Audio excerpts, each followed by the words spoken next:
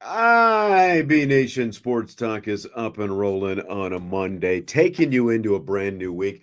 It's USC week. It's the final week of the regular season. It is all here. November is practically over. Thanksgiving is Thursday. Man, it's like, where's this whole thing gone, Vince? Seriously, the fact that we're at the final week of the season, things are starting to take a little bit of shape in the college football playoff, and the season's almost over. It is. That is wild to me that this is how close we are to being at the end of the season. I know. Shocking. Just shocking. It's shocking and exciting. Yeah. Fun, all at the same time for the third time in the last 12 years? Yes, 12 years.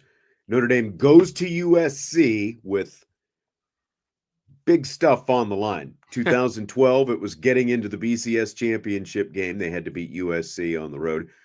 2018, it was getting into the college football playoff for the first time. They had to beat USC on the road. And now here we are in 2024, and they have to do the exact same thing. So coming at you this Saturday out in Los Angeles, where I just was. I know, you told me last week you were going to go see Gladiator. I said I was going to see it Wednesday through Sunday of this next week. No, you said this past weekend. No, that was never the plan. Yes. Because it's my wife's birthday. We weren't going to see Gladiator.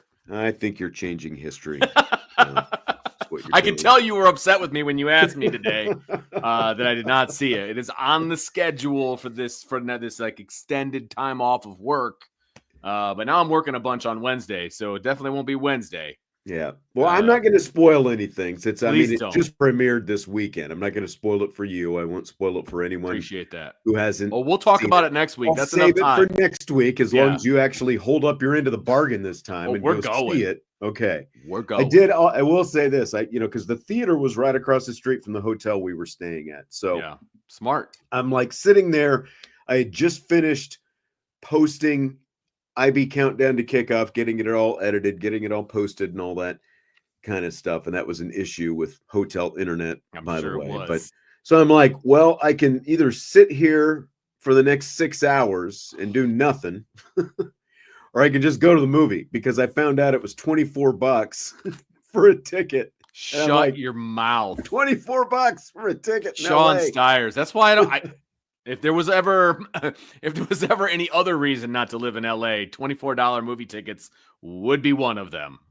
Holy yeah. Okay, and so I wasn't going to do it because of the price when I found out how much the price was, but I'm like, all I'm doing is sitting here anyway, might as well. That doesn't include any kind of popcorn or snacks or anything, right? But then I get a medium of each, and literally the medium Diet Pepsi was like this big. It was like, it was just shy of a 2-liter, it seemed like. And I said something to the girl, like, not one be the old man. I'm like, man, that's a medium. She's like, yeah, they're a little bit extra around here with these sizes. Well, they probably charge you like $20 for it. So, but I didn't even drink that much of it, because it's like, I don't want to drink a 2-liter thing of Pepsi while I'm sitting there and then have to get up and go to the restroom 6 times, so FOMO, fear of missing out. But I did feel very swollen the next day with all that popcorn that I ate, because the popcorn bag was also a medium. But you're just sitting there watching the movie, and you have no idea like how much you're actually. I get it. I totally get it. Yeah. See, we went and saw Wicked this past weekend. Okay. And both premiered on Friday, right? Right. You want to care to take a guess as to how much I paid for my ticket? I'm guessing you paid less than $24 for 2 tickets, right? Oh, yeah. Did you go to the matinee? Went to the early show, yeah. You went to his that's right, because I remember there was like a text chain, and you were like, oh, just got out of the movie theater. Went to the 9:30 so you probably paid a.m. $6 for yours. $4. Okay, there $4 per ticket. Now, I took my whole family, plus my son's girlfriend, and mother-in-law. And I paid for everybody. And so you're taking, what is that? 9 people. I can't, $24 a ticket. No way, man. $4. $4 a ticket. That's only $36, and you took almost 10 people to the Exactly. Theater. And then we obviously got some food and drinks as well. And I was still well under a hundo at that point. So I don't think we have a dollar theater we don't. in town anymore, do we? Didn't We they do demolish not. that a while? But when they built the Costco, or Yeah. like it, Yeah, sat it's a over gun there range now. someplace. It's a gun range now. Is that what it is? Yeah. Okay. And but no, there's a movie theater. If anybody's local, there's a movie theater in Niles, Michigan called Wonderland, and everything is cheaper. It's a nice little theater. And it's further away for you because you're on the south side of town. I've been there before. The Bailey's gone to some movies, and I think I've been to one movie there before. It is worth it. It is worth it. I would go to more, but it takes at least a half an hour to get. It's more of a hike for you. It's about 20 minutes for us, but it's really not that much further. Like if we went to Showplace 16 or even to Movies 14, it's still good 15 minutes. So it's worth it. Yeah, it's worth it. Yep. All right. Well, by the way, shout out to Chuck Carroll and Brandon Carroll. Found out a couple new information to me anyway. IB podcast listeners over the weekend. Nice. Couldn't confirm their favorite host, but I don't think it's you because they, wow, you didn't go see Gladiator 2. So I mean, that's fair, but look, Wicked was very, very good. I will say that. So yes, it was very good. I doubt it. All right. So Notre Dame. You're a movie buff. You can at least appreciate what a good movie is. Yeah. From a cinematic standpoint, all of those Wicked, kinds of things. No, don't think that'll ever end up on my playlist. So, okay.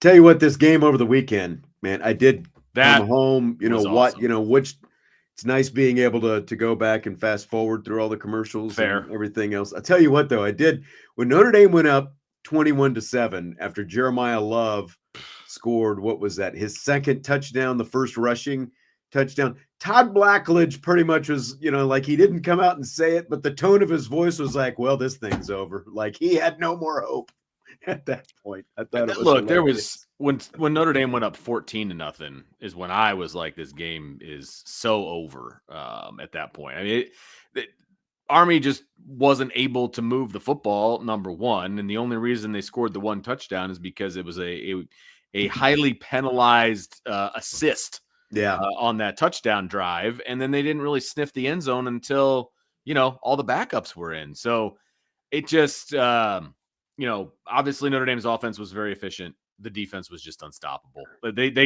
They hadn't seen speed like that. They hadn't been getting hit like that. It was amazing, Vince. It was just like, because I think we all thought that at the very least, Army was going to put up more resistance at the line of scrimmage. Yeah. That it was going to be a pretty physical battle. And Marcus Freeman talked today about how physical it was and stuff like that. But this Notre Dame, essentially, especially between the 20s, if you want to talk about the goal line stand, that's a different situation. Yeah. But everything, it's like Notre Dame just did whatever they wanted to do, whether it was running between the tackles, pick your gap, A gap, B gap. It didn't matter.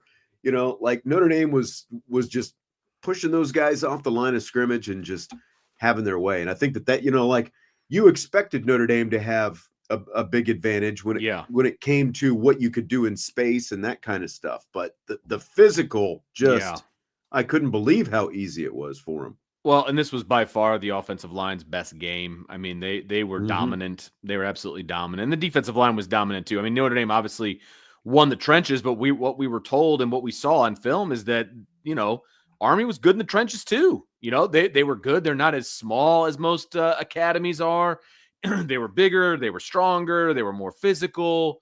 And Notre Dame just took them to the woodshed, man. Yeah. Like it was, I mean, they were opening up holes that were ridiculously wide. And honestly, and somebody kind of mentioned it, and I said this on the show last night, it's like after the first play from scrimmage by Notre Dame, it was like a 13-yard gain by Jeremiah Love, and he barely got tripped up. Like he almost took the first play of the game to the house. Yeah. And it was like, oh, if this is what it's going to be like for the entire game, this is that's not a good sign for Army, And at that point, I was just like, okay, what's Notre Dame going to do? Because they pretty much did whatever they wanted to offensively.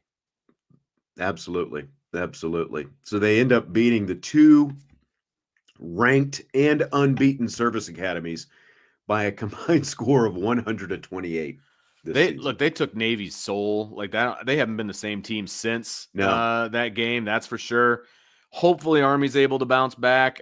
That's what I'm seriously wondering. I'm like worried. when you see, like when they would show those shots of Jeff Monken, like first he was obviously very, like in the first quarter, like he was upset, he was ticked off, and it just seemed like he was in kind of a daze by the time it was all said and done. Though you and I have both been on both ends of blowouts before, and when you got that right, when you're getting your hind parts handed to you in a game like that, you just want to get this thing over with. You do come to accept it at some point. Yeah, 100%. Like the bitterness, like that all kind of wears off at some point when it becomes very obvious. It's amazing how that works, man. I know. My son's last high school football game, they just got absolutely taken to the woodshed, and it was bad. And by halftime, I was like, well, this is his last game. I guess I'll enjoy the last 2 quarters of him playing like that. And by the time there was like no tears from these kids, like, because they knew probably at the end of the first quarter that one probably was going to be it. And that's kind of how it is. Like, you come to understand this is probably going to be it. So it's not quite as emotional at the end. And look, that's what happened with Army. I'm still, and I know this was a topic of conversation for other people, I'm still shocked that Bryson Daly was left in the game that entire time.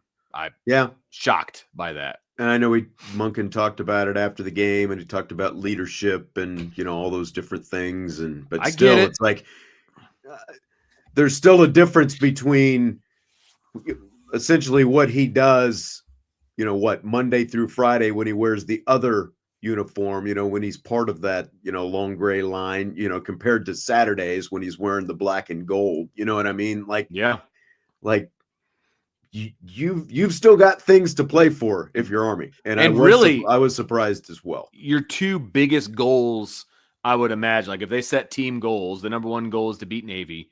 The number 2 goal would be to win the conference. Both of those things are right in front of them and attainable.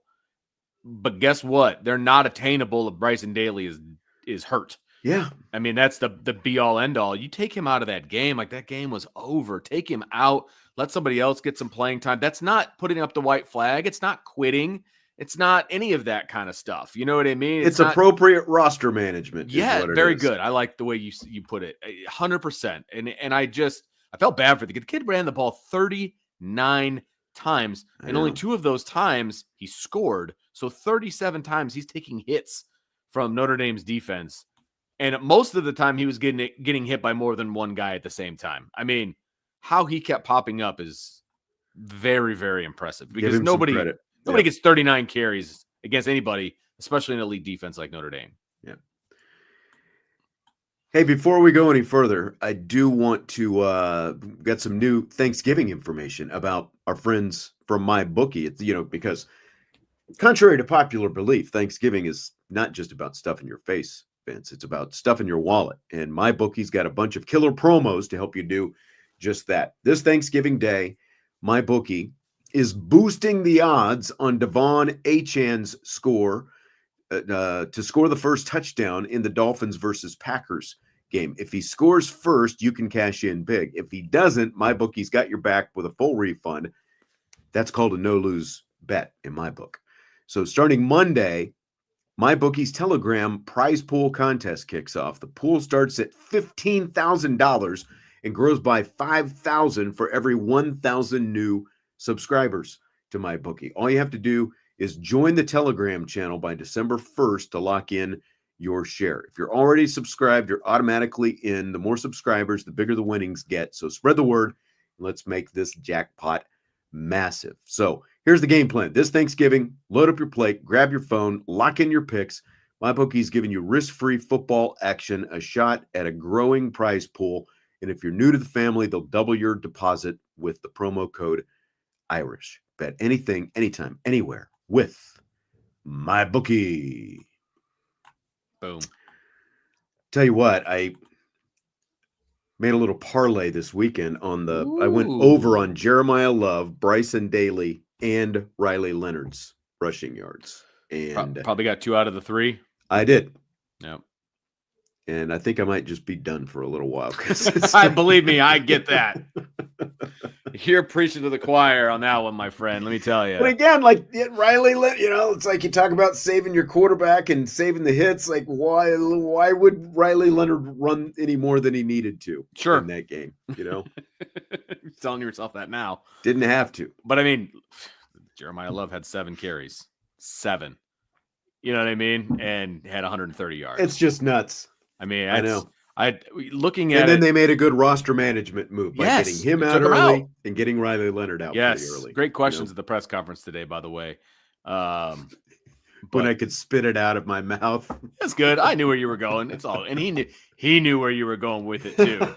So could you tell by the look on his? Because I was like, "What the hell am I even? What words are coming? What sounds are coming out of my mouth right now?" It was great. It was great. No, it was. That was the fact that he had 7 carries for 130 yards, and Bryson Daly had 139 yards on 39 carries, 32 more carries to get 9 more yards. Yeah. That's craziness. Craziness. I know. He was amazing. It was. Tell you what, we'll save him for rapid fire because we're actually leading off rapid fire with a question about Jeremiah Love. How about the brackets? Okay. We predicted them last week. Yeah. I thought we did. I think we nailed them.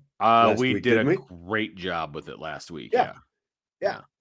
And so I'm kind of wondering what this is going to look like this week because we had even more upsets after just a freaking wild weekend. Indiana loses to Ohio State.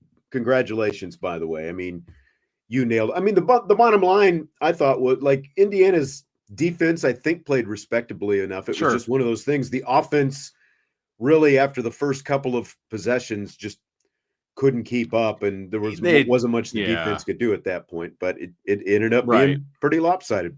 Well, look, they hadn't seen a defense like Ohio State yet, and once Ohio State realized if they continue to bring pressure on Rourke, he's going to make some mistakes, and they're not going to be able to move the ball as impressively as they want. Because look, in the past, when he's got time in the pocket, he'll pick you apart. I mean, there's no doubt about it. And he's got good skill guys on the outside to make plays, all of that, no doubt about it. The problem is they're not that great as an offensive line. And when you get a team that has a good front seven and they started bringing some edge pressures and some different things, there's nothing that IU could do. There was just nothing that they could do. So, and that became apparent pretty quickly in that game. And then you're right. I mean, there's only so much the IU defense can do when they just keep getting the ball back. Alabama, Indiana got bailed out by the fact that Alabama, like I never would have seen Alabama losing to Oklahoma, especially as as that game ended up. Nobody did. And then Ole Miss falls to Florida, who like we were all willing to bury Billy Napier. Like all we were getting was when's Billy Napier going to be fired questions, and now they're one of the hotter teams in the SEC. And then BY loses again. They lose to Arizona State, who is one of the hottest teams in the country. And my Jayhawks, man, they're just wave doing it. They did it again. I saw them doing it in the stands too. By Colorado. the way, 3 consecutive. They're the first. I believe I saw they're the first unranked team ever to beat 3 ranked teams in succession, 3 weeks in a row. Yeah, I think it was the first sub 500 team. Sub 500. That's what it was. Sub 500 team. Still. Yeah. I mean, that might even make it more impressive, actually. Give it to my guy Lance Leopold, man. They did not cash it in when they could have, and they had a lot of expectations at the start of the season too. Now they're trying to finish off bowl eligibility. I still don't know with all these rivalry games, like why Kansas and Kansas State aren't playing this weekend instead of a month ago. But good question. I don't know. But hey, we've been talking about Kansas for the last few weeks, that they had a chance to really kind of light things up in the Big Ten, and they did it, man.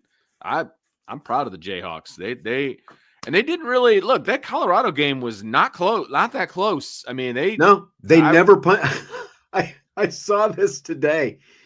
They've got Kansas has an Australian punter. I don't know if he probably knows Matt Rendell, but I'm sure they've got an Australian punter, and the family traveled from Australia to watch him. Oh my God, he didn't punt at all. He never punted the whole game.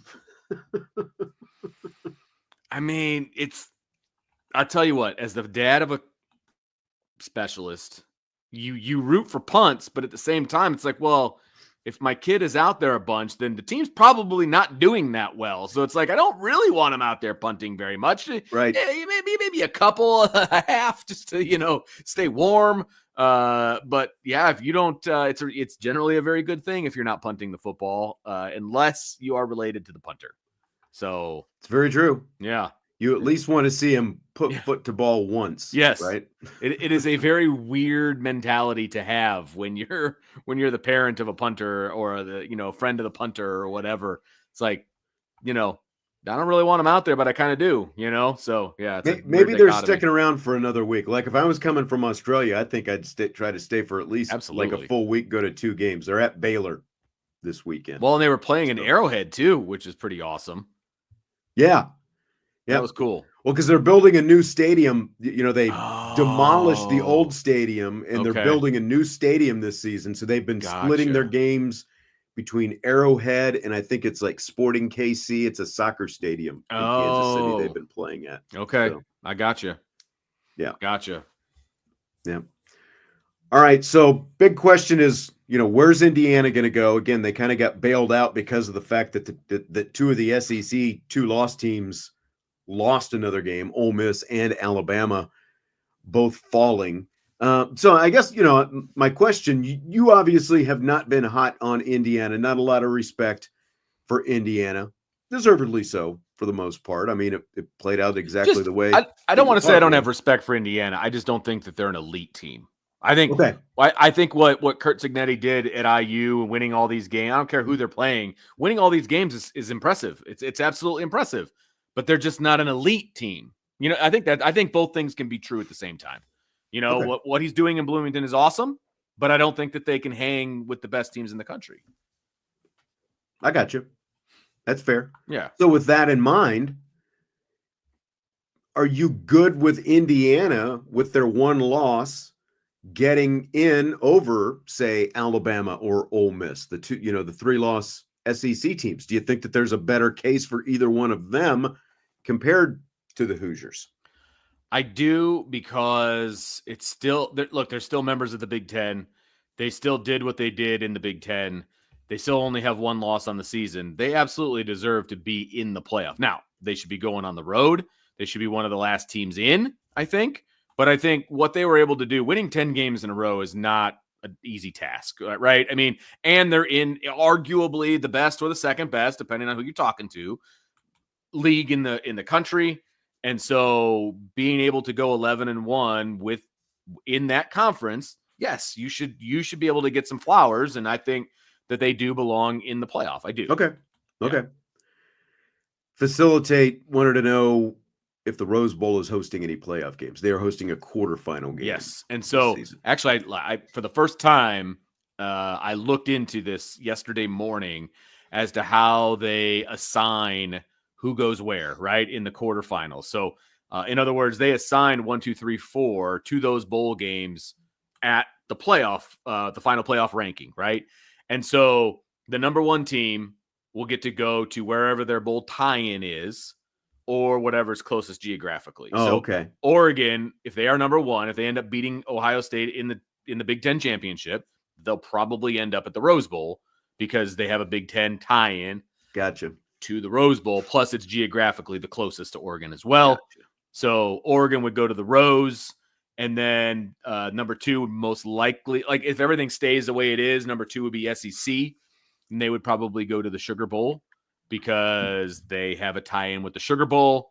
And then what is left, I believe, is the Peach and Fiesta. And the Fiesta. And so just depending on who that 3rd and 4 are would depend on where, they would go. Is it a group of 5 with no tie-ins? Is it the ACC? You know what I mean? So just depends on kind of who those last 2 are. But I would think Oregon is headed towards the Rose Bowl. And then Orange Bowl, Cotton Bowl are hosting the semifinals, and the championship game is in Atlanta. Yep. So Atlanta actually gets to host 2 of them this year. Yeah. A quarter and the finals. Yeah. Okay. So let's go. We're going to do these rankings. Okay. We're going to start at number 15. Okay. Because you overachieved last week. You went all the way to 15. We'll go 15 up. Okay. I'm curious to see. Last week, we ended up having the exact same rankings, all 3 of us, as it turned out. I'm going to try to write yours down. So I'm curious to see where we end up. Okay. I think the bottom, like like 12, 13, 14, 15, I think are the biggest question marks for me as far as like where I think we might be different. I agree. I think but I thought that last week too. So. I think 1 through 10, 1 through 9, 1 through 9, I think we're going to be in lockstep. So that's what I'll say. That's my prediction. All right. Okay. So 15, I have South Carolina. Oh, okay. We've already got a different. See, I figured we might. So they were 18 last week. And then I have them bumped up to 15. Okay. This is where I have Ole Miss. I have Ole Miss falling to 15. Okay. I mean, obvious, again, like one of the 3-loss SEC teams now and the whole thing. So they were 9, and you've got them falling to 15. Yeah. I have Ole Miss 14. Okay. So not terribly far off there. Nope, not too far off. That's where I've got Alabama. Okay.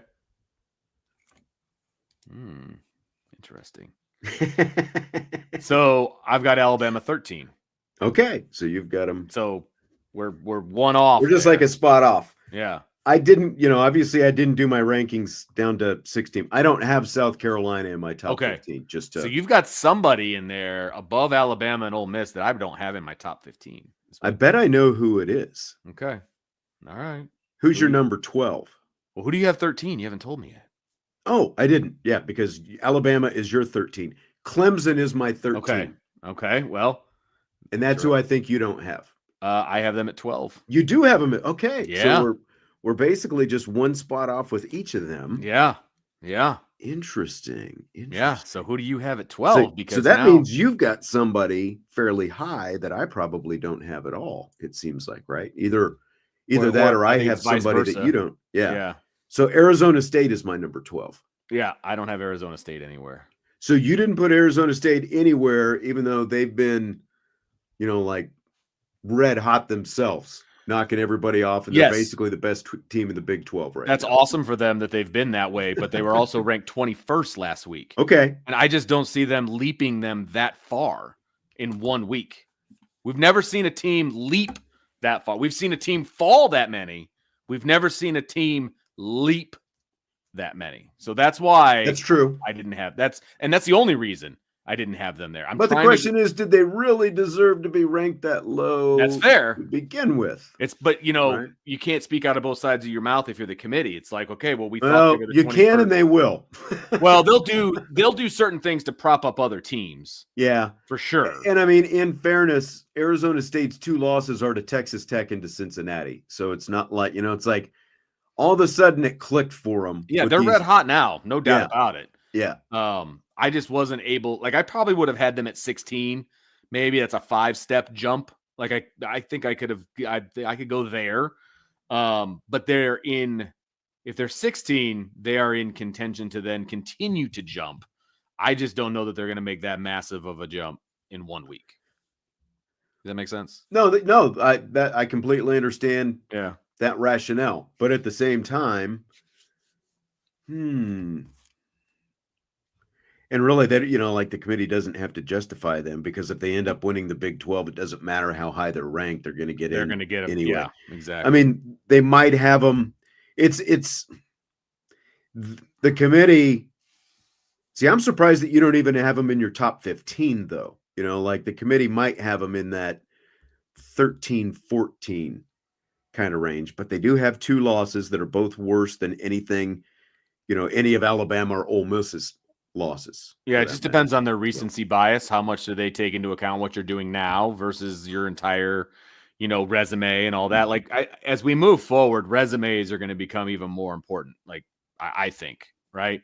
I've said this about IU for a while now. It's like once they get that first loss, like before they were undefeated in the Big Ten, they deserve to be up there. In fact, I think they were a little underrated from a ranking standpoint. I think they should have been ahead of Penn State. Penn State had 1 loss in the Big Ten. IU had none. I think they should have been ahead of Penn State. But now they have a loss. And so now I think you start looking at their resume and it's like, okay, well, they haven't really beat anybody. So now we got to drop them. Right. Like that's how I was looking at IU. So, right. Okay. All right. So we're at 11, right? Yes. We are up to 11 now. Okay. This is where I've got the ponies from Dallas, SMU. Okay. We're exactly the same for the first time. All right. I have a feeling we're going to be similar moving forward, but we'll see. I think so as well. And it is funny that when we did these rankings, was it last week? Yeah. when BYU still had one loss, you were like, oh, you got SMU ahead of BYU. And I said, who's playing better? Who's playing better right now? And that's why I had SMU. And here they are. So that's right. They had a chance to prove it to me. They had a chance, and they did. And I appreciate them for it.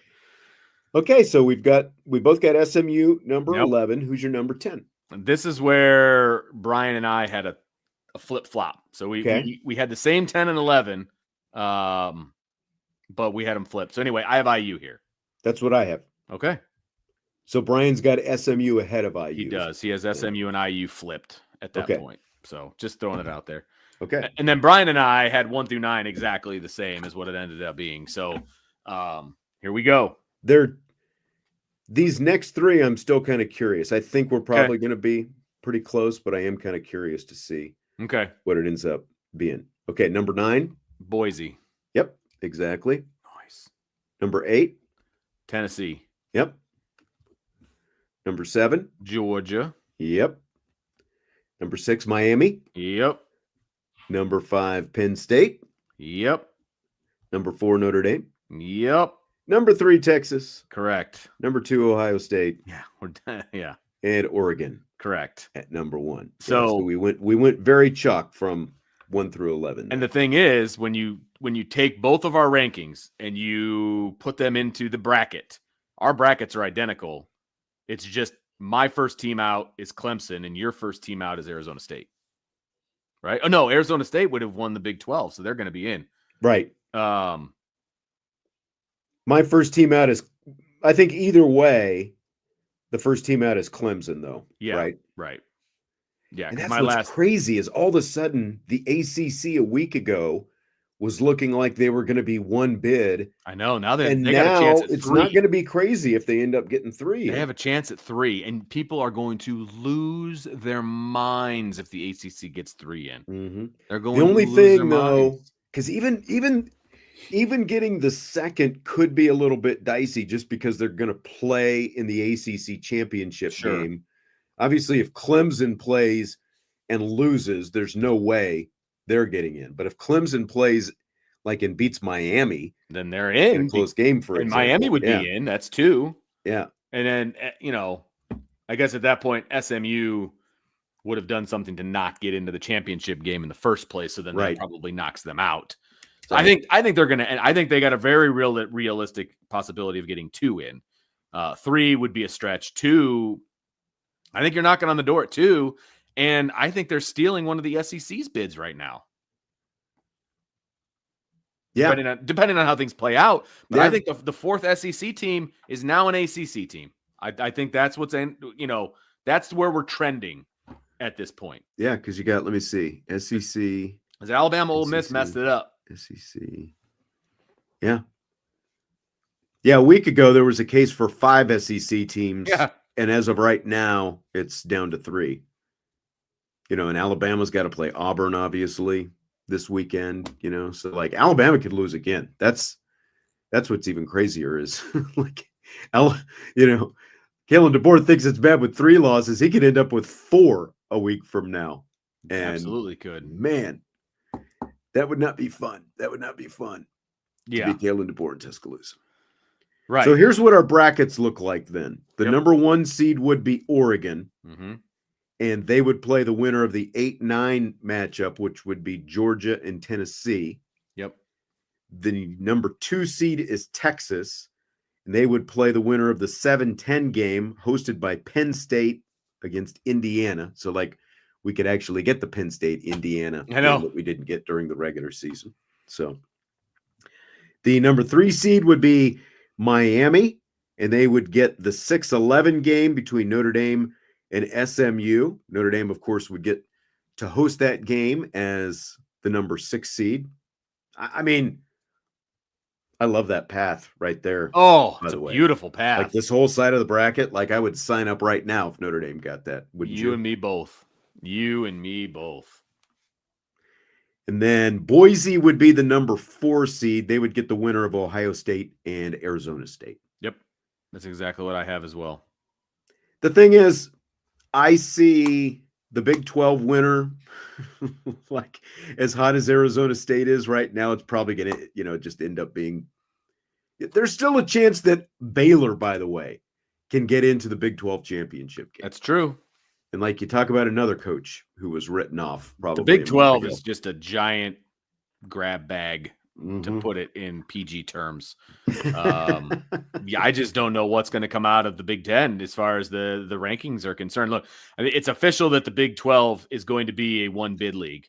There's no way they're getting 2 teams in. Right. I think we can all agree on that. Yep. The only difference is the ACC is absolutely benefiting from the SEC carnage because of what happened with Alabama and Ole Miss. I mean, they drop out, and that allows, SMU and Clemson to creep up on them. So, yeah, it's going to be – look, I don't think there's going to be as much turmoil this coming week as there was this past week, but it's still, I mean, I'm not putting anything past what has happened so far. Like, there's definitely a chance that even more craziness could happen.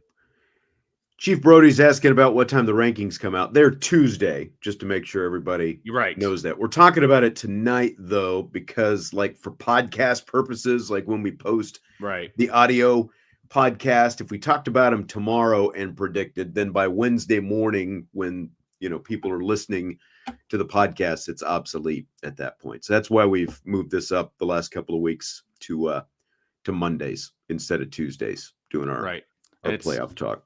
8 o'clock. 8 o'clock this week. Okay. Yep. I just looked it up because it varies. It definitely varies week to week, depending on if they have a basketball game or whatever, but they're going to do the full 8 to 9 show for this one. So Joe, before the show was starting in the chat, said that Notre Dame's playoff game could be played on his birthday, but his in-laws decided to have Christmas that weekend. He said he brought up about going to the game and got a very dirty look from his wife. You got to let that one go, man. Like this feels like the perfect opportunity. It's just, honey, there's a playoff game. Christmas present. Yeah. Well, the amazing thing is, now I don't know what the secondary market is going to look like, but the tickets that are being sold by the school, there's ticket, like the college football playoff is setting the ticket prices, not the home schools. They're very affordable. The ticket prices are very affordable. I believe the student tickets are like $30. And then I don't believe that there's any ticket over $200. I bet they're making them affordable because they want to make sure it fills. They want to make sure people travel. 100%. Like you don't want to make the ticket prices so crazy because you're going to have to travel. You're going to have to either get a hotel or an Airbnb and all that kind of stuff. Right. And you're like, say it is at Notre Dame or Penn State or wherever. I mean, we're talking about December. These are going to be cold weather games, as well. So I'm sure they're trying to give people plenty of incentive to actually. I believe the visiting team is going to get like 5,000 tickets. That's not that much. Not a lot. So yeah, but then if you keep winning, it's multiple games that you'd have to this travel. Is also true as well. So and that's what people worried about when they announced this 12-teamer is that you're gonna have to go to 4 games if you want to follow your team through this whole thing. Mm-hmm. That is a pricey endeavor. That is a very pricey endeavor. That is not. I mean, not only is it a pricey endeavor, but it's also a very that's a lot of time. I plan on going to these games and I don't think I'm going to be a very liked person in my own house if I go to all these games. So we'll see how it goes. USMA is asking if season ticket holders are guaranteed tickets. If they want them, they are. They've been offered the tickets, and I believe December 6th is the deadline to say whether you want your tickets or not. Yeah, they got the first crack at them. Yeah. They've got the right of first refusal, essentially. So how confident are you, Vince? Because we both do have Notre Dame ahead of Penn State. And I think, basically every Notre Dame fan is going to have Notre Dame ahead of Penn State at this point. How confident are you the committee actually sees it that way tomorrow? To be honest with you, I always thought by the final rankings that Notre Dame would lead Penn State. I did not anticipate that it would be on November 26th, to be perfectly honest with you. I just feel like it's a perfect storm this past Saturday with Notre Dame doing what they did to the committee's 19th ranked team. Just take out the fact that it was Army, because everybody thinks certain things about Army and the way they play football. Committee ranked them 19th. But they ranked them 19th. So Notre Dame dispatched the 19th ranked team in the country at a neutral site, and it wasn't close. Like, they beat the tar out of them. And then Penn State struggled with an unranked Minnesota team and probably should have lost that game, but they won it by a point, but they struggled, right? And so I just feel like that Saturday in a nutshell really kind of tells the tale of, I just think Notre Dame's playing better football right now than Penn State, and they have the better resume, to be honest. I just thought they would have to have the USC game under their belt in order to get it. So with all that being said, I think Notre Dame should be higher. I think it's 50-50. I think it's 50-50. I do too. They're going to have a hard time. I mean, look, we were talking about, I just think if you look at every, like, somebody actually on the board, Bill Walsh, just before the show started, I saw this thread that he started. And if you look at every metric that there is, average scoring margin, points per play, points per game, rushing yards per attempt, offensive yards per point, everything, Notre Dame is ranked, not just well, but they're actually leading the nation in a lot of these different categories. And, they're ahead of Penn State in every essential category, basically. And when you look at what they're doing to teams, that's the thing, like, it's completely fair if people outside want to criticize Notre Dame's schedule, even though, again, like, comparatively, is it really any worse than what Indiana or Penn State has played? No, I mean, we know from a strength of schedule standpoint that it's still better than what Indiana has played, but like, if you're comparing them to Penn State, they've both beaten 6 bowl eligible teams, but Notre Dame isn't just winning and squeaking out these games. And like you said, they just beat the committee's 19th ranked team, and another data point in this whole thing is Miami only has 1 loss, and that's to the team that Notre Dame beat handily just 5 weeks ago now at this point, Georgia Tech, so like, if you look at all these different data points, like, Notre Dame stacks up, the margin of victory is there. They're not just winning, they're dominating these teams right now. So I'll be really curious if they do move Notre Dame up. And obviously it's the difference between, you'd still get to host either way, but it's the difference in the 6th seed or the 7th seed. Big time difference.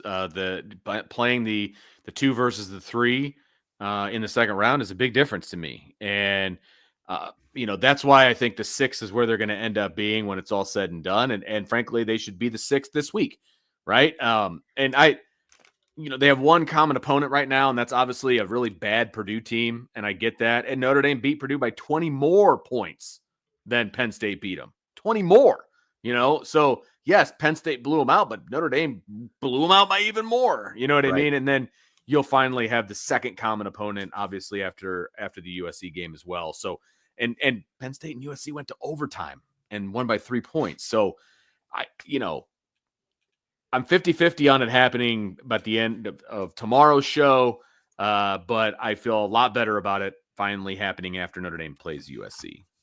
I think they'll get it right in the end. I think it's time. I think Notre Dame has done enough, and I think Purdue has done not enough to keep them where they're at. Who does Penn State play next week? Do you know? Maryland. Oh, okay. Yeah, should be a win for Penn State. Should be. Way things have gone. I know. Last couple of weeks. Nothing at this point. I'm not taking anything for granted. No. With anybody.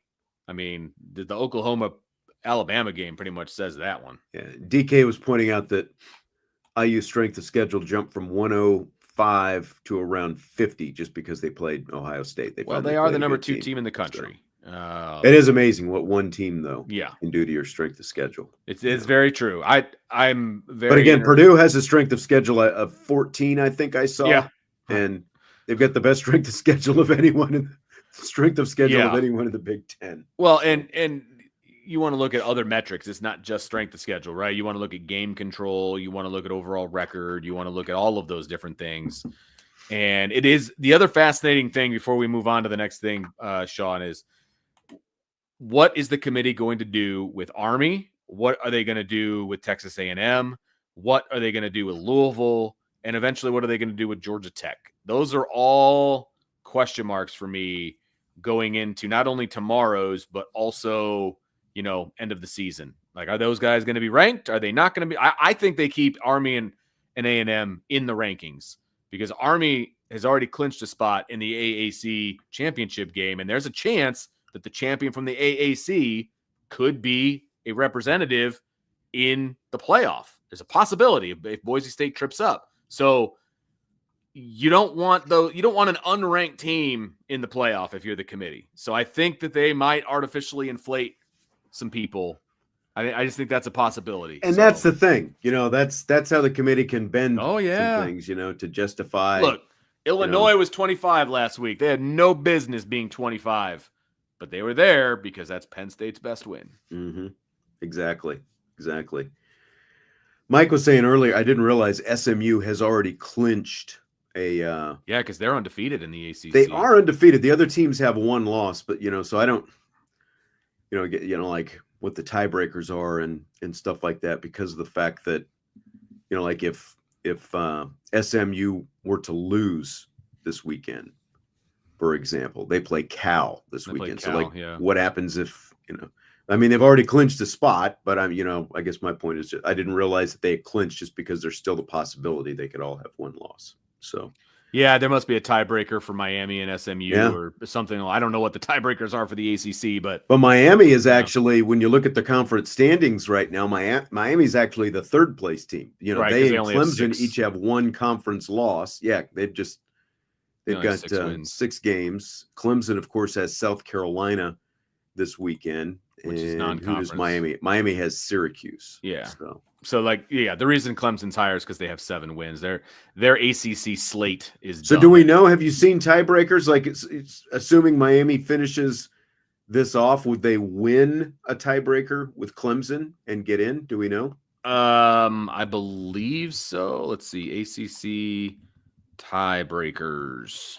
Because they obviously didn't play each other because nobody plays each other. That's why they all have one loss. So SMU clinched a spot in the ACC championship game on Saturday. Clemson and Miami are the other 2 teams in contention. Okay, here's the tiebreaker. Head-to-head Clemson did not play either Miami or SMU. Clemson's only got one conference loss. That was to Louisville. So the first tiebreaker is head-to-head. Second tiebreaker is winning percentage versus common opponents. Third is win percentage versus common opponents based upon finish.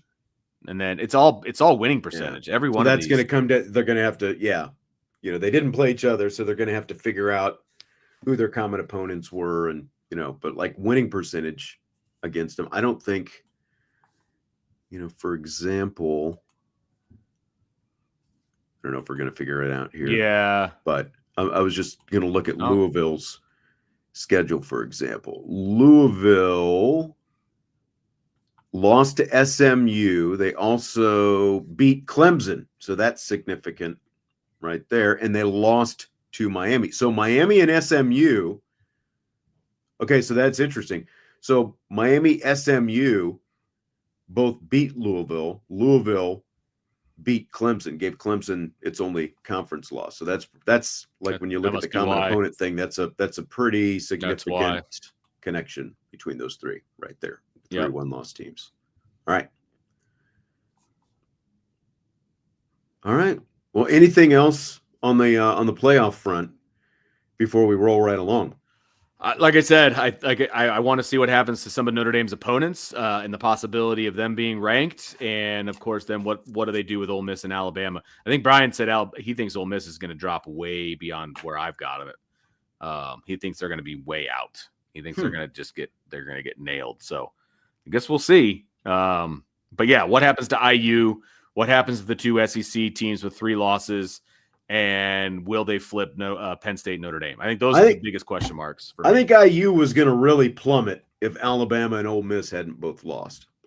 Yeah. Oh, they would have been behind them for sure. Yeah. Agreed. They would have been behind that block. BYU in there. Yeah. There was that block of SEC teams we were talking about last year. I think IU falls behind that block, and that would have put them out. They would have been out of the playoff at that point. So they're going to be they're the biggest Alabama Ole Miss fans out there right now, because with them losing, that keeps IU, I think, in the mix to get a playoff berth. I do. Vince, are you ready for rapid fire? Oh, baby. I am so ready for rapid fire. It's a beautiful Monday. It's time. It is. It's time for rapid fire. I'm ready. Monday rapid. Nothing like rapid fire on Monday to really just kind of get the juices flowing, get you hopping again. I'm saying. Let's go. Which was more impressive, Jeremiah Love hurdling a defender into the end zone, or Love rushing for 130 yards on 7 carries? I actually had to sit here and think about this one, because the athleticism required for that hurdle, because not only did he clear that kid by like 2 feet, but then he just landed on his feet like it was no big deal. Normally when somebody hurdles somebody else, like their momentum is going forward and they fall over, and it's just not a pretty thing, right? Jeremiah Love leaped over this guy with no problem whatsoever. But having 130 yards on 7 carries and the manner in which he did that, especially on his last carry, just literally leaving the entire Army defense in his dust, that's got to be the most impressive thing from Jeremiah Love on Saturday. Track meet. Man. That's it. Track meet after that, right? Somebody told me that track meet and a hurdle, I guess. Right. So. Yeah. Jeremiah Love was not a trained track participant, but he just lined up one day and ran a 10-500. Wow. Like, that's like, come on, man. Like, are you kidding me? That's just stupid. Yeah. Like, I don't know if that's like a Paul Bunyan tale or whatever, but that's what I heard from a pretty credible source. And I was like, holy smokes. Yeah, he averaged 18.5 yards per carry. And that, Ryan just said, 130 yards, 19 yards per carry against the top 20 team as well. Yes, it is. It's extremely wild. And that's why, like, as much as hurdling a guy into the end zone is a highlight, like if he had done the Saquon Barkley and he did, like a 180 and he hurdled him, like going in backwards, maybe I would vote for the hurdle over it. But the fact that he only carried the ball 7 times and had 130 yards, and it's really, that's what his whole season is, because, what do we start off talking about at the start of the season? Well, he needs more carries. They've got to get him the ball more, all these different things. But I do think, and we talked about this a couple of weeks ago, I think the way they have split the carries with him and Jadarian Price, like, that's why we're still seeing so many of these explosive plays and why they still have the legs to do this kind of stuff. So from a team standpoint, it's worked out great for everybody. They're not worried about it. They're winning games, and he's still getting just, crazy yards. And like, Ashton Genty, as great as he has been for Boise State, he just went over 2,000 yards this past weekend. He's got something like 275 carries. Like, right. If you gave Jeremiah Love 275 carries, he'd be right around 2,000 yards as well. Like, that's what he's done. But the other side of that, he's a great enough athlete that, as long as he stayed healthy and all that kind of stuff, I have no doubt that he would be somewhere around that. And I saw someone on the boards was talking about, well, if you gave him the 2017 offensive line, would he be pushing 3,000 yards? I don't think he would. No. Just because I still think that they would be splitting carries, right. Like they don't want to put the load solely on one guy and like specific to Love because of, the things that they talked about when he was recruited and all that kind of stuff. And again, like, it has worked out great for everybody. He's just an amazing athlete is what it comes down to. Completely agree. And they are look, there's a possibility that Notre Dame has 5 games left. Yeah. You need to play the season. If you have championship aspirations, you need to play the season from a personnel standpoint exactly the way Notre Dame is playing the season. Exactly the way. Yep. And I think they're doing it the right way. Both guys are having a ton of success, and there is no drop off, whether it's Jadarian Price or Jeremiah Love. And Aeneas Williams is closing the gap because he's pretty dynamic when he's got the football as well. So you've kind of got a 3-headed monster in this backfield, and Notre Dame's doing a really good job of splitting up those carries. Right. And again, like, they didn't need to run Riley Leonard that much the other night. They ran him a few times. They didn't need to run him any more than what they did. So, why put any more hits and mileage on him than what you need to? And, great point. because Lauren Landau took all the, the hits, especially early in the season with everything I know, that's right? going on, but they're looking like a pretty well-oiled, pretty well-conditioned machine. What matters the most, what you're doing in November and what you do in December and January now is going to matter as well. But, it's a great point about the fact that you could be playing up to 15 games and they're going to get a break here in a little bit, but they just look extremely fresh when they go out there on the field, and the fact that they're still able to run away from guys the way they do. So injured kicker Mitch Jeter missed a 48-yard field goal Saturday night, and he had a 30-yarder blocked. Here is Marcus Freeman when asked if Jeter is still the guy. Mitch Jeter has always been our best option.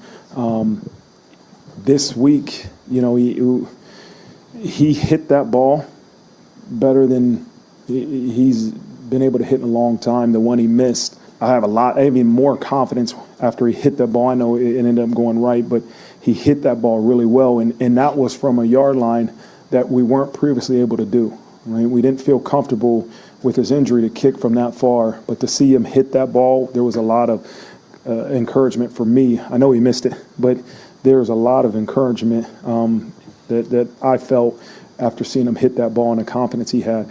The second one was not on a Mitch error. It was not a Mitch Jeter error. That was a field goal protection error that we have to get fixed immediately with urgency, and we're attacking it. But the second one was not on Mitch Jeter one bit, and I got the utmost confidence in Mitch Jeter every single opportunity we have to kick a field goal. It's just that line. Where's that line that we ask him to go out there and kick it? I mean, I agree with what he's saying about the block. That's not on the kicker. Oh gosh, no. By any means, especially when it's as short as it was. Can't let it's somebody not like he's run. trying to kick it lower and that. Can't let somebody come right through. I think it was the guard tackle gap. And block it with his chest. Like I can't do that. No. So, it didn't matter ultimately on Saturday, Vince. But again, like USC's given Notre Dame some games the last couple times they've been out there when it's mattered, right? So, scale of 1 to 10, how big a concern is this situation to you? I'm concerned enough that I would not let him play on Saturday. I would shelve him until the playoff. Yep, I would. Because, look, if this game comes down to a field goal, then you're not the team I thought you were. I'll be real honest with you. This game should not come down to a field goal. And, I've said this before, and I'll say it again, and maybe it's not even possible, but the two guys that they have backing up Mitch Jeter should be able to hit anything inside of 40. You should be able to. Otherwise, you shouldn't even call yourself a Why are you on an FBS right. roster if you can't hit a field goal inside of 40 yards? Because I don't care if you're talking about the 33-yard line as your line. Like that is any college kicker should be able to make that. Correct. And so I have a major problem if those guys can't do it, and they need to be looking very hard for another kicker at that point. But for the USC game, I would shelve Jeter. I would say, look, man, I'm going to give you 4 weeks to get right. Stay off of your whatever it is, your groin, your hamstring, whatever the injury is, stay off of it and just be better and be ready to go once we start bowl prep. Okay. And that's what I need you to be. And so that's what I would do, because it's a little concern though, because they did just have another bye week a couple of weeks ago. So he's already got some rest, but he's still kind of obviously not enough because they keep running him out there and they keep having him kick. And I don't think that's the right move. That's more, to me, that's more on the coaches, because if you ask a kid, hey, do you want to go play? He's going to say yes. Yeah. Every time. As a coach, you got to tell him no. You're shelved for a while. And I don't think that they did that enough. And so that's my only issue with coaching right now. Because, I mean, you're talking about a month from now when you're playing a playoff game. And, I mean, you're like, it shouldn't come down to the kicker against USC. Agreed. I absolutely agree with that. Like people were asking earlier, why is the line only 7.5? I mean, I don't know. Money. That's betting. It is a little bit interesting, but that's betting. Anybody that watched UCLA you play can USC, say it's betting, but more times than not, I know. Vegas, I know. You're right. Those lines are there for a reason. It's not like they're just making up numbers. They weren't right about Army. No, that's very fair. They haven't been right about Notre Dame for the past month. So I'll at least say that much. Which But is you're- weird, but because you're like right. we've talked about it on Countdown, like when we've looked at some of these lines, when you look at the lines and the over-unders, they don't really match a Right. lot of times. Right. They've been off. It's like, well, if this is the line and this is the point total, then what Notre Dame is going to score 40 points on their own, and you think the other, and like Right. granted, Al They have Golden's been. defense has been great, but they've missed a lot. They've missed a lot. I will 1,000% agree with you though. Vegas is right way more than they're wrong, and they are eerily right, like down to the point at times, right? So I'm not throwing any shade at Vegas, but 7.5 does seem like an odd number for this game. I will say, like anybody that sat down and watched USC play UCLA on Saturday night, how you can think that USC is going to be within 7 points of Notre Dame is mind-boggling to me. I don't even understand how you could even think that would be the case. But maybe we all win money because we put money on Notre Dame to cover. So yeah, I agree with what you're saying though. Just like let him rest. Right. Don't put any more stress on it. Now, granted, I mean you could kick him in this game, but I think it's still it just feels like it's still going to be dicey at this point because he's obviously still bothered by it. So you could kick him in this game and then rest him for 3 weeks, I guess, but then you got to get him ready. I don't know. It just feels like setting him out would be the way to go at this point, but that doesn't seem like that's what they're going to do. So right. I know, which is whatever. Okay. Fine. Before the game started Saturday night, Marcus Freeman did his customary pregame drive-by interview with NBC. You come out, you get the couple questions. And so he was asked what he most wanted to see from his team. And his answer, violence. You could take out the word violence and say physicality. You could say speed. You could say velocity. I chose to use the word violence, but that's the mindset I wanted this group to have.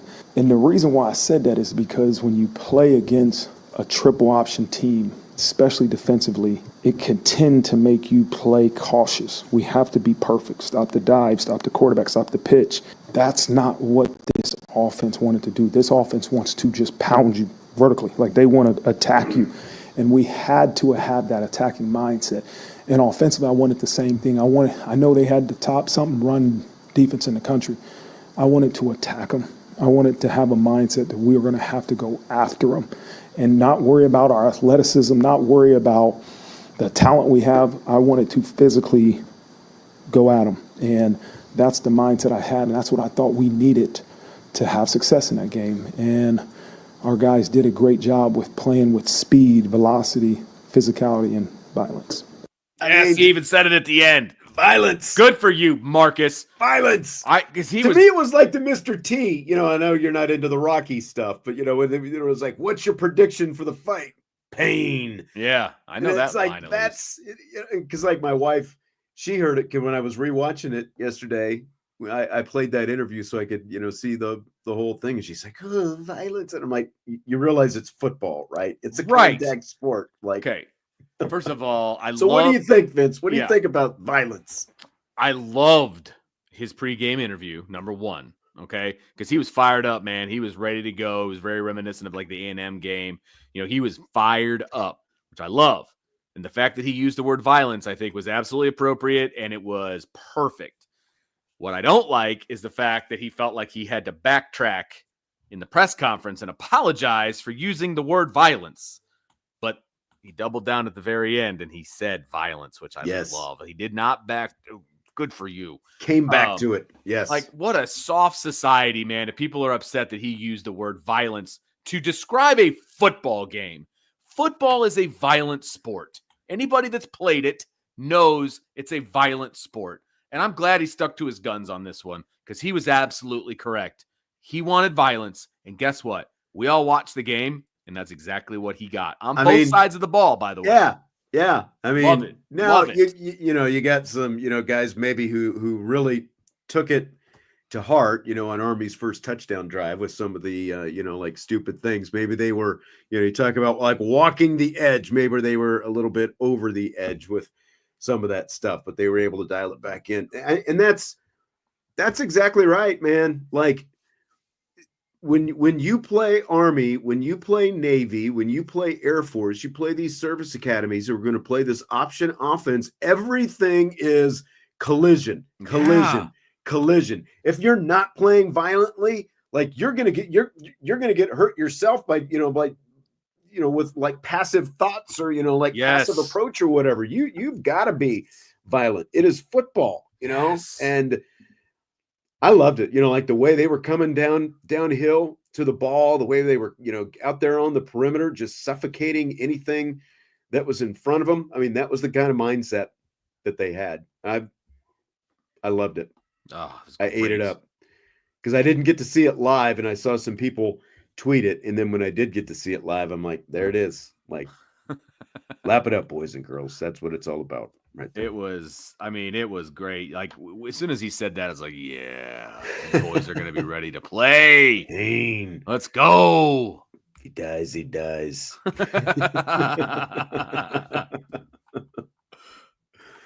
ND Sailor wants to know who'll play in place of KVA. Well, I mean, it's a 5-man rotation, just went to 4. Like right. That's what it's going to happen. I mean, yeah.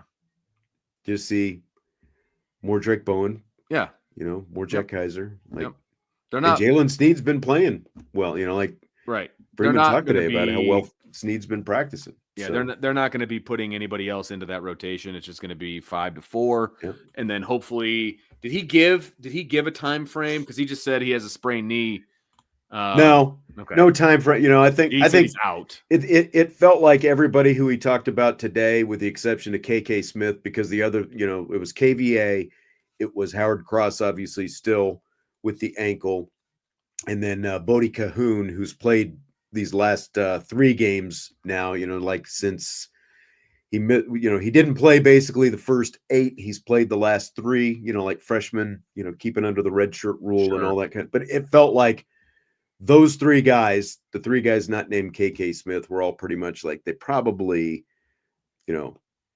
like good chance they weren't going to play, but with some rest a month from now, they'd most likely be ready for the, for the playoff game. Now, they did put Preston Zinter on the 2 deep this week, which I'm a little surprised about. But so, I mean, there's a chance that he might get a little bit of playing time. So maybe his role gets increased a little bit.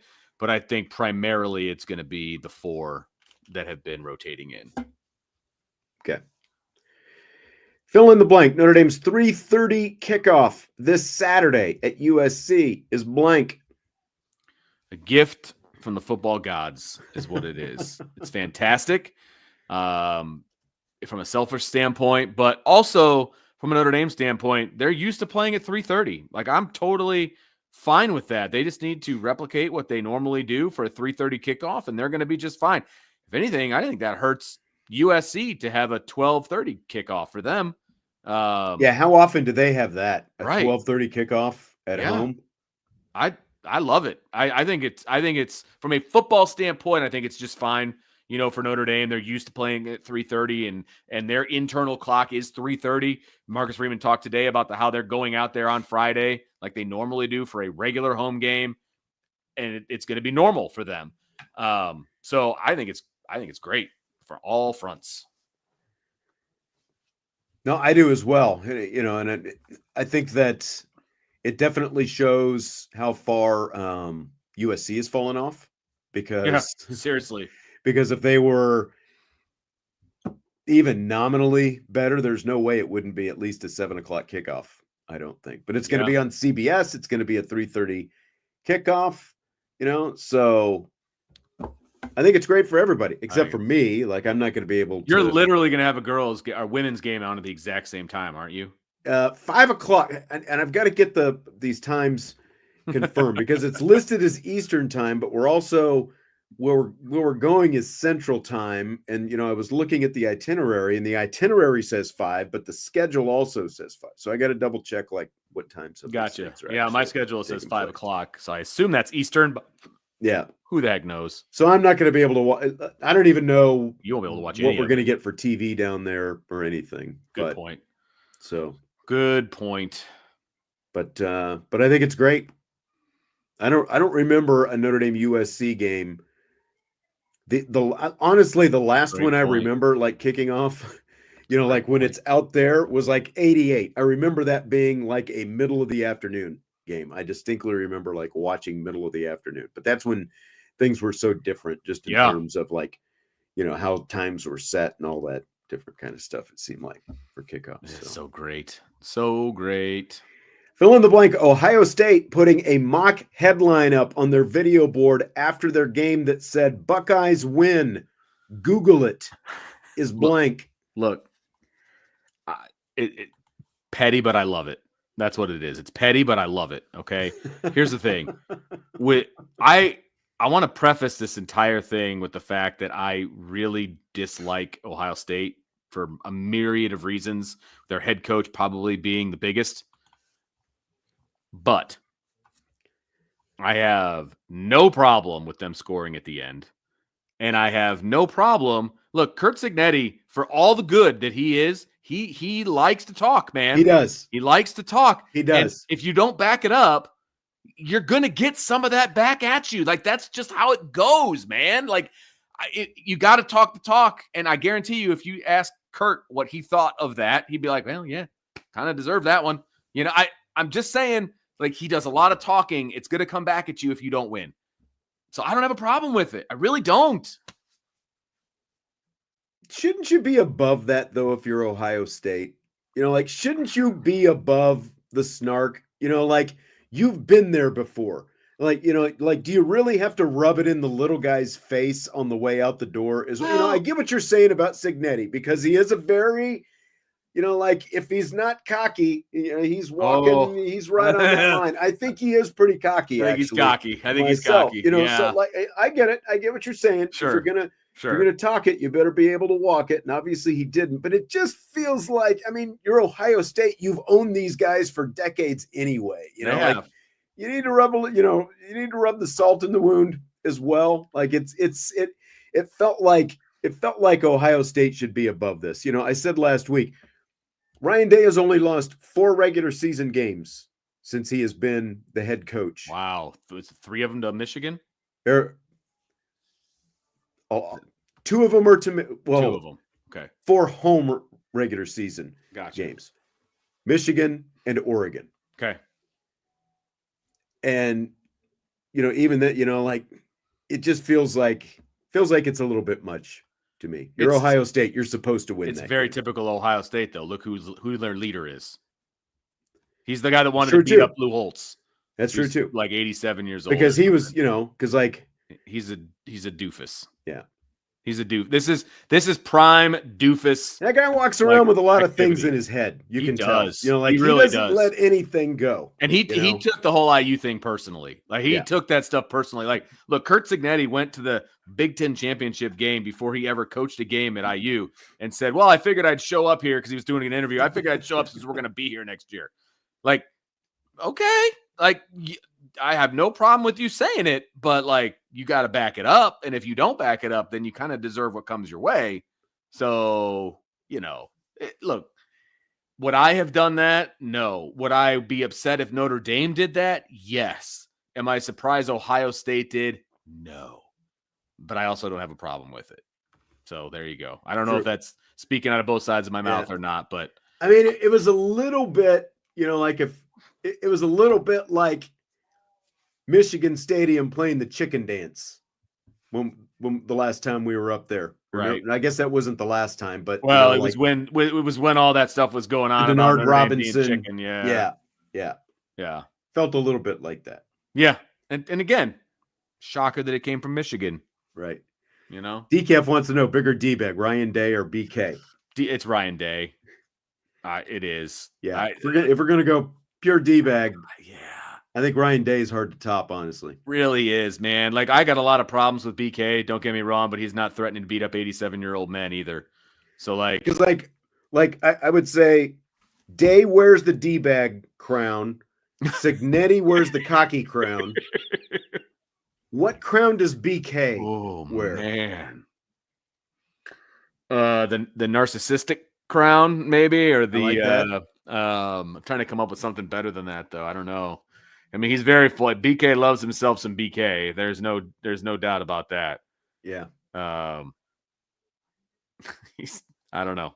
It's a really good question, but he doesn't come off to me as like a D-bag. Like there's just like Ryan Day just screams like frat bro to me.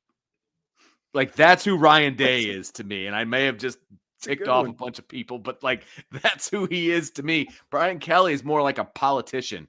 You know, he's like a smarmy, like kind of dirty. The smarm.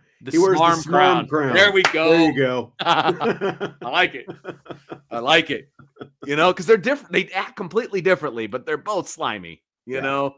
But yeah, Ryan Day is he's just a frat bro. I see him walking around with the khaki shorts and like the sandals and the polo shirt and the whole thing. So I like it. I like it. Fill in the blank. Notre Dame women's basketball beating third-ranked Southern Cal this weekend is blank. It was a great way to kick off that Saturday, man. Like it was like a Notre Dame doubleheader. I'm sitting down here, like on my feet most of the time, watching this game, just getting fired up as Olivia Miles is just draining threes on the run. And, you know, I mean, that team is just fun to watch.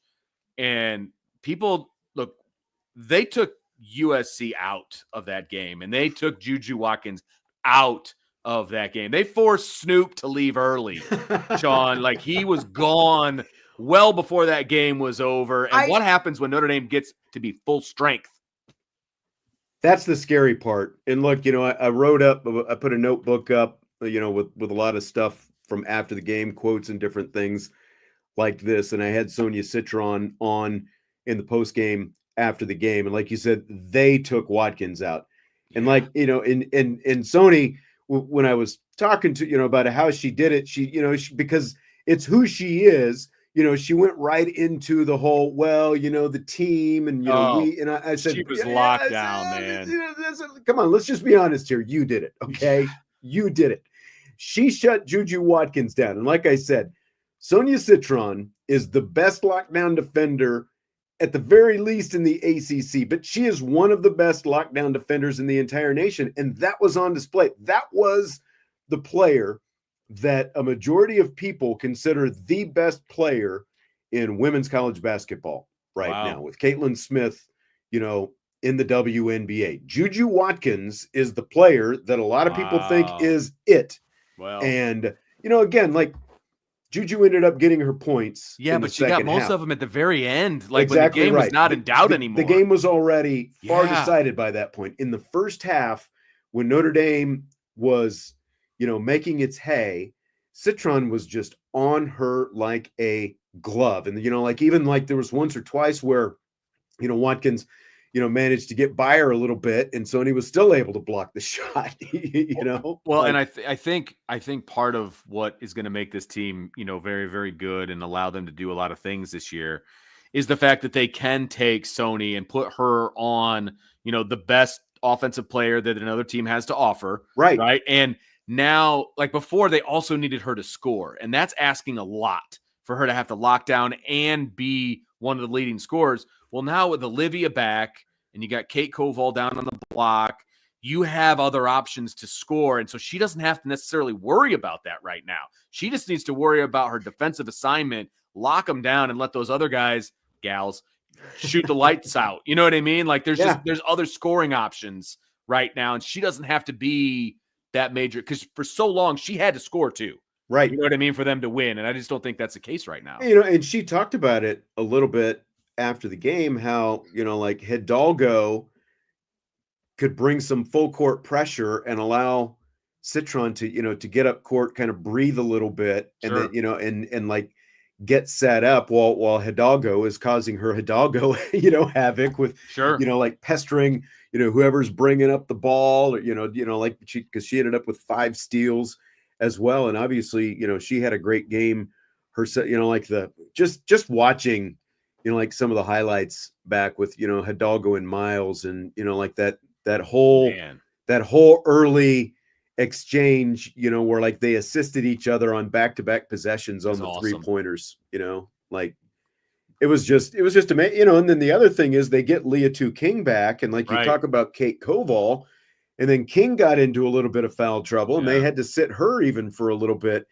in the second half. But they were still able to just, keep scoring. They got up by 21 points in that. It was just, it was amazing because you just don't know. 15 total former McDonald's All-Americans on those two rosters. Wow. Like, that's how much talent was on the floor. Wow. Now, some of them for Notre Dame, are injured and not playing right now, but still 15 total on the rosters. That is a lot of talent out there. And it was a lot of fun, because again, like sometimes those games don't live up to the billing. Oh, this one did. Well, if you were a Notre Dame fan, it did. Yeah, absolutely. Well, and the star power was that. You want to talk about that for just a quick second? Like, yeah, you throw in, because like you mentioned Snoop Dogg, and then you've got Michael B. Jordan. And for those who don't know who he is, like one of Vince's favorite TV shows from Friday Night Lights, the last couple seasons when he went to he was Vince. Was that Dylan West or East? East. West was the blue team. East was the new one, the red. Started off there, and then he was Creed, of course. Yep. He's been in a lot of stuff. Have you seen the Creed movies? Sean, you know the answer to that. Yeah, just not a boxing guy. But then Snoop Dogg was there. Apparently, Snoop was wearing. He was a Juju Watkins custom jacket. I couldn't tell from where I was sitting because he was across the floor. But the way the TV copy was, his back was to where the TV was, and he was sitting right at half court. So you could see him the whole time. It had Watkins on the back, like her name, and then her number as well on this jacket. So it was very obvious when he left. I find it was literally nobody took the seat. It was an empty seat at half court after he was gone. I did wonder, because I didn't realize at the time, but USC and UCLA football were playing that night. I wonder if he was like going to the football game. It's or possible. something. I'm not going to give him a hard time about leaving early, but it was more of a. I happened to look down. He was. It gone. was an event when he walked in the door. I the bet. whole arena, just like all of a sudden this cheer went up, and you looked over, and here's Snoop Dogg walking across the floor. He's and very recognizable. Everyone was like, recognizable. "I got a contact high." Yeah, it's very recognizable. That's for sure. I didn't realize you got to sit so close to the team. Well, I mean, it's not always like it's it's different from place to place, but it was a couple seats down. Yep, sitting right there. And then Cameron Brink, who was the number 2 pick in the WNBA draft by LA last year, she was sitting straight across the floor. And I tell you what, she's listed at 6'4". She looks like she's 7 feet tall when she stands up. Long legs. Her legs, I think, are probably as tall as I am. Like, and you might have to stack a couple of me to get that. That was great. Was something. God's nuclear ICBM. You might want to back this down a little bit. He says Olivia needs to learn to pass the dang ball. She's averaging almost 7 assists per game. I think she's passing the ball. She's one of the best passers in college basketball. And by the way, she hit 4 3-pointers for the second game in a row. So it's not like she was just tossing up bricks, like when she wasn't passing. Yeah, so, can't really agree with that one. She had 7 assists. Hidalgo had 8 assists. I think they did a pretty good job of sharing the ball out there. Yeah. Come on. And they won. Big time. He also said, when does Notre Dame play the UConn ladies? That is coming up next month. I believe it is December 5th is Texas, and December 12th that's coming is UConn. So get a couple more big ones. And I did see Notre Dame went up in the polls to number 3 this week. Nice. UCLA is number 1. UCLA beat South Carolina. Yeah, South Carolina lost. Yep.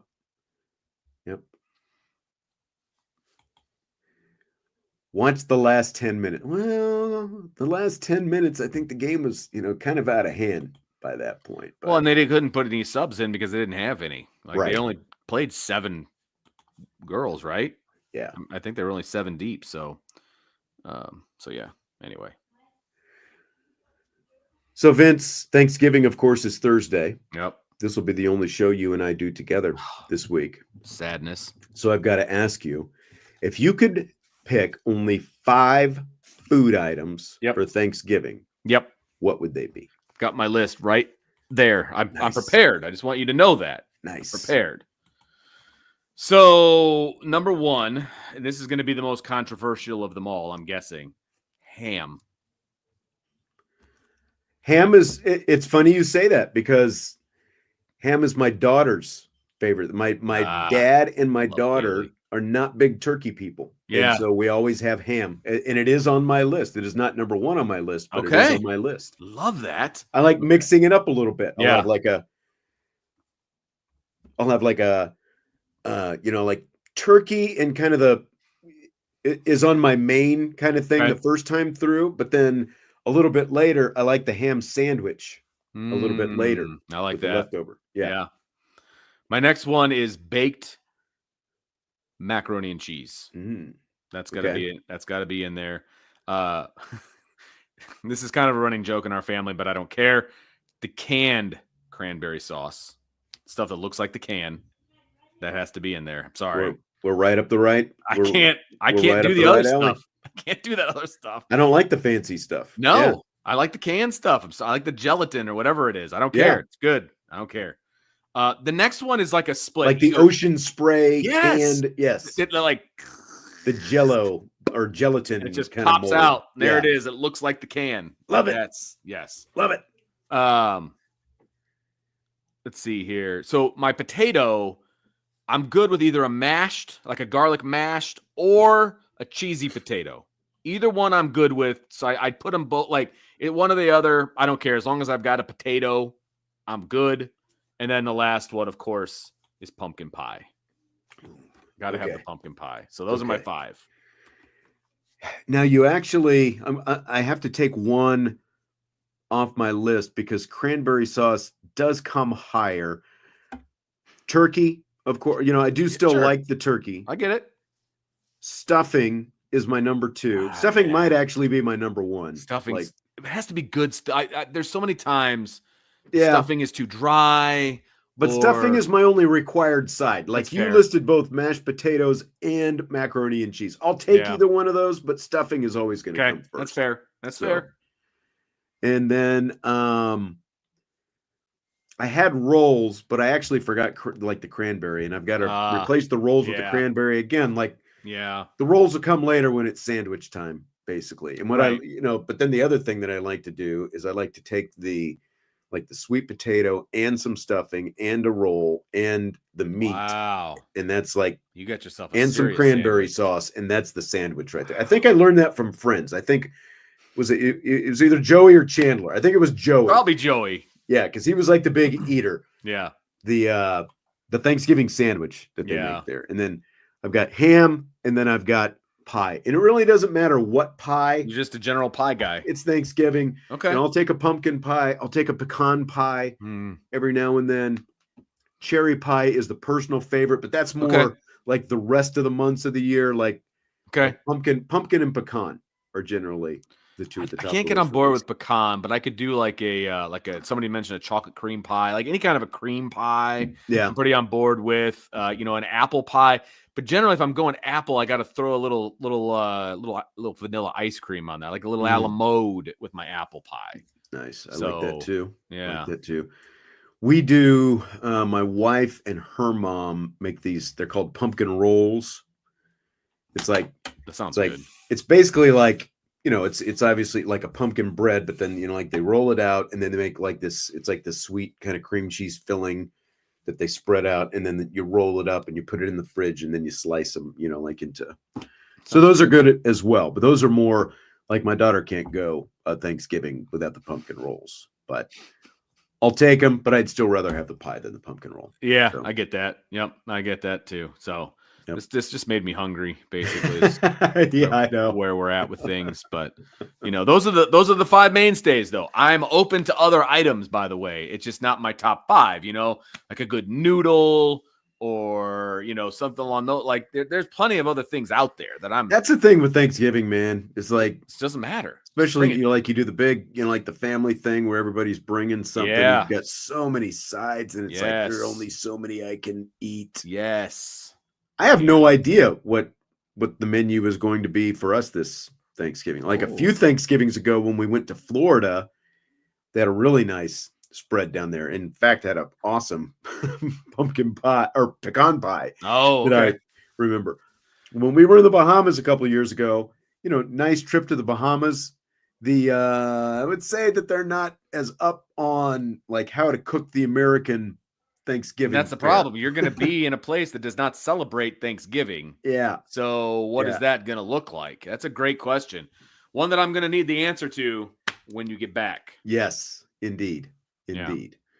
All right. Well, I will still be here tomorrow. Vince will not be, though. So, Vince, you have a great Thanksgiving Thanks. You too. and the rest of your week. And You enjoy that warmth. Make sure you use some sunscreen. they just sent us the forecast. It's supposed to be in the 80s while we're down there. So I will take that for right sure. when we're going to hit a cold snap up here, by the way. I know. I don't know if you realize that or not, but it's going to be like a high of like 28, on the Well, it was weekend. snowing when we left for Los Angeles last week. That is true. I didn't even think about that. You're right. It was snowing. It didn't last very long, but it was snowing.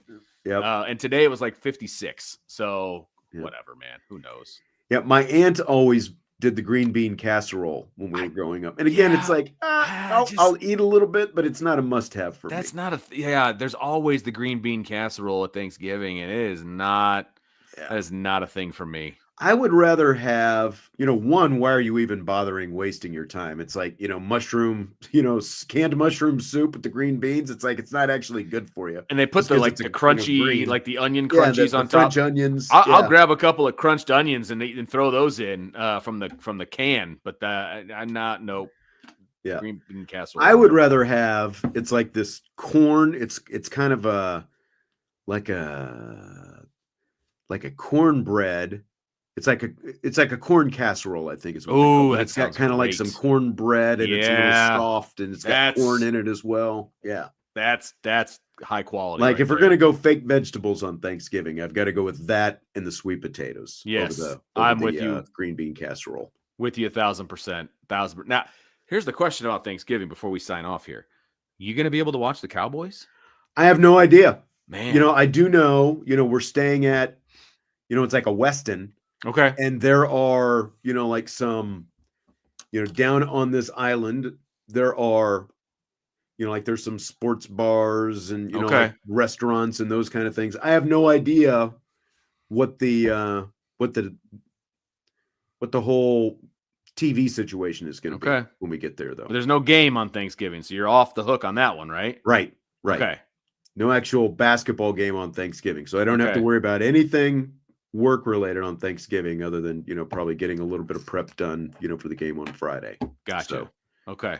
But so when we were in the Bahamas, we did get American TV, but we were also like, I think it's like 50 miles off the coast of Florida, so we were a lot closer to the States. So good point. I have no idea. I will say this. I'm at least a little bit more looking forward to the fact that they're playing on Thanksgiving after the Cowboys, by some miracle, no matter how many times they tried to give it back to Washington yesterday, managed to win. What was crazy is I'm in one room watching the Cowboys Commanders. My daughter's in the other room because she's this big Bears fan watching that game, and they tied it up, at the end. Were you watching it? Well, it wasn't on TV around us, first of all. They played the Colts game instead. And so I only saw it at the end, but I was kind of following along. But I watched the end just to have my heart broken. Having the Sunday ticket came in handy in this household yesterday because I had that, so we were able to watch both games that weren't on in this market. So it's looking like the Cowboys are going to win. Like, all they have to do is not do something stupid, and then they give up that long pass play, right? Like, have you seen the highlights of what happened at the end of that game? And so, like, she's getting texts from Jesse about, this crazy ending in the Bears game. And so I pop into the other room and, Jesse starts texting me about that. And the next thing I know, I hear the call from the other room with this touchdown pass. It's like, are you kidding? There's like 17 seconds left. And it was worse than the one that the Bears gave up because it wasn't even a Hail Mary. It was just like a short pass. And this guy runs through 6 Cowboys defenders, 80 yards to the end zone. But then, of course, they missed the extra point. So they've got to kick the onside kick. And then the Cowboys, all they have to do is just recover the onside kick and fall on it, and the game's over. But instead, the guy scoops it up like a video game, runs it in for a touchdown. So the Cowboys have to kick off back to Washington again. And then you've got to kind of, like hyperventilate until, they finish it off. So but my point is, do I really care about Cowboys and Giants on Thanksgiving Day? Probably not. But at the Yeah. same time, I'm at least feeling like maybe it's a game that they can win after yesterday. This is true. So- This is true.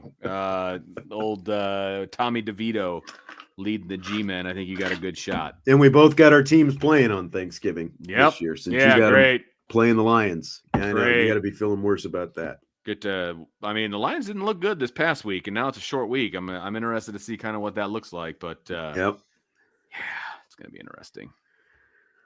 All right, we'll hit that old like button before Jesse. Vince is still in the dungeon. All right, so Jesse is sitting Wow. here watching. I see how it is. Uh-huh. Hit that like button before you leave, and we will talk to you tomorrow. Appreciate it as always. Great day. IB Nation Sports Talk. After